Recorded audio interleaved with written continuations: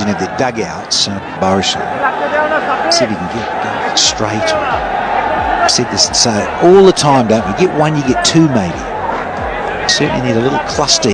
BPL চলাকালে এবার তামিম ইকবালের সাথে সাব্বিরের এই কেমন কাণ্ড।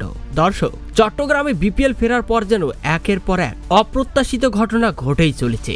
ঢাকা বনাম বরিশালের এই ম্যাচের তখন নবম ওভার চলমান। তামিম ইকবাল বাউন্ডারি লাইনের কাছে বল পাঠিয়ে সিঙ্গেলের জন্য প্রান্ত বদল করেছেন, কিন্তু বাউন্ডারি লাইনে সাব্বির রহমান ফ্যাক ফিল্ডিং করেন, আর এতেই যেন রেগে তুলকালাম তামিম ইকবাল। এরপর তামিম ইকবাল সাব্বিরকে এগিয়ে এসে বলেন, বেশি লাগতে যায়ও না সাব্বির।